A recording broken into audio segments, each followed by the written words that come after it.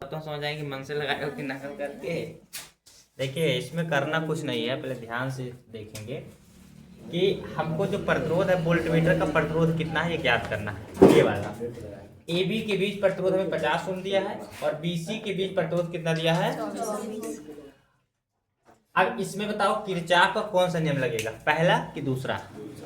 तो आप पहले पढ़ चुकी हैं कि किसी भी बंद पास के लिए किरचॉफ का क्या होता है, दूसरा नियम होता है, जिसको हम लूप नियम भी कहते हैं या बोल्ट ये जो होता है। तो हम क्या लिखेंगे, किरचॉफ के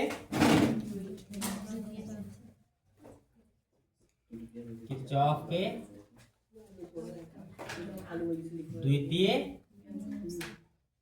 नियम से।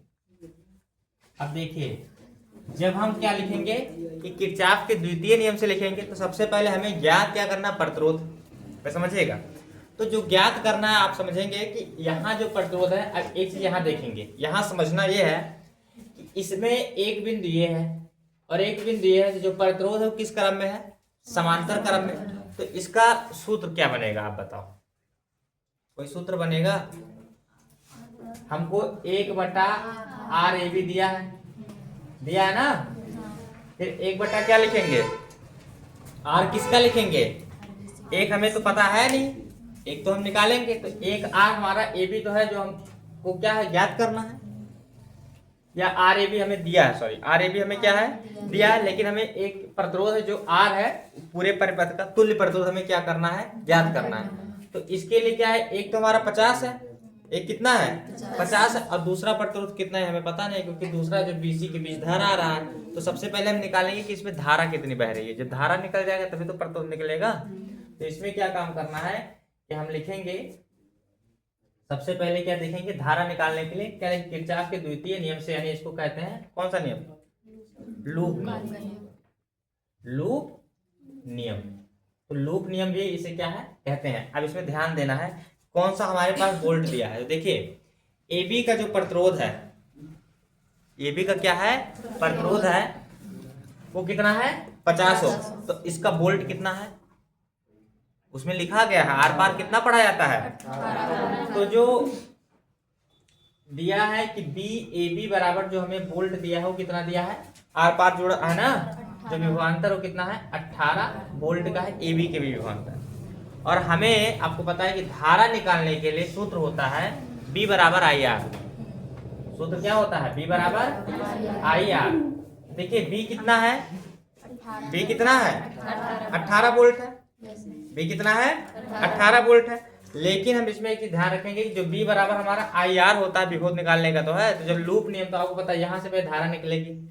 तो पढ़िए कि सिग्मा जो E होता है वो गुणनफल होता है I और R के, पढ़िए ना। तो सबसे पहले अगर हमें यहाँ धारा निकालने का B बराबर IR है, तो यहाँ से ध्यान देंगे कि सबसे पहले यहाँ से निकलेंगे लूप नियम से। देखिए यहाँ से निकले, यहाँ से कै वोल्ट का बैटरी है 30। तो E बराबर देखो, चूंकि जो सूत्र होता है हमारा सिग्मा E बराबर, तो सिग्मा E होगा नहीं क्योंकि एक है, I R हो जाएगा। तो सबसे पहले I देखते हैं, इसमें I तो हमें पता है नहीं, लेकिन R हमें पता है। R कितना है 24 ओम। इस लूप AB छोड़ दीजिए, पहले ही वोल्ट तक आए लेंगे ना। तो सबसे पहले क्या लिखेंगे कि जो हमारा 24 है वो I एम्पेयर की धारा के साथ है। इसी तरह लिखते थे, आपको याद है, इसे लिखते आते थे बंद पास में। यहाँ से आए, फिर यहाँ आगे हमारा कितना ओम हो गया 24 I हो गया। अब 24 I प्लस ये कई वोल्ट के साथ है, ये देखना है कितने वोल्ट के साथ है 18। ये तो पूरा 30 है ना, लेकिन किससे नापा गया है वो 18। तो क्या हो जाएगा प्लस 18 बराबर कितना हो जाएगा 30। अब इधर प्लस 18 उधर क्या हो जाएगा, तो 24 I बराबर क्या हो जाएगा 30 माइनस 30 में से 18 घटा दीजिए 12। गुणे इधर क्या हो जाएगा, तो I बराबर क्या हो जाएगा 12/24। 12 दूना 1 कितना आ गया। अगर 1/2 को भाग पे 0 पॉइंट एम्पेयर हो जाए, तो हमें तो निकल गया। अब हमें क्या निकालना है, प्रतिरोध। तो प्रतिरोध R बराबर क्या होता है B/I। तो विभवांतर कितना 18 और धारा कितना है 0.5। ये एक R और निकालेंगे ना, या R डैश मान लेंगे, क्योंकि R हमें ज्ञात करना है। इसको R डैश मान लेते हैं, 10 लौटाएंगे 0, 5 3 बचा, और यहाँ 30 हो गया। तो आर डैश बराबर कितना आ गया 36 ओम। अब देखो ध्यान से, यहाँ हमें क्या है निकालना है, एक बटा क्या लिखेंगे यहाँ पे R A B, R A B बराबर ए बी के बीच जो हमारा एक प्रतिरोध है या आर जो हमें ज्ञात करना है, ऐसा लिखें आर डैश मान लें इसको, क्या मान लें आर डैश।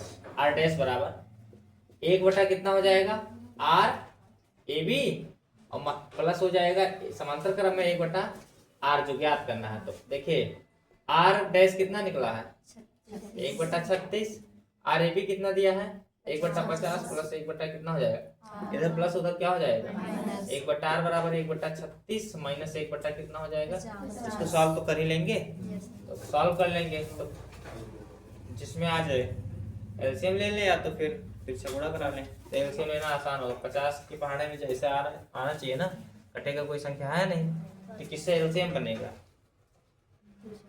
अब या तो गुणा कराओ क्रॉस तिरछा गुणा कराएंगे तो 1/r बराबर कितना हो जाएगा 50 एकम 50 36 एकम और यहाँ हो जाएगा 36 गुणे 50, एक वहां से घटाएगी गुणा के भाग कर दो, आंसर आ जाएगा। ठीक है, अब इसको पलटेंगे फिर, नहीं समझी, इसको घटा लेंगे गुणा कर लेंगे, जब r का मान निकालेंगे तो पलट जाएगा, फिर भाग कर लीजिए आंसर आ जाएगा।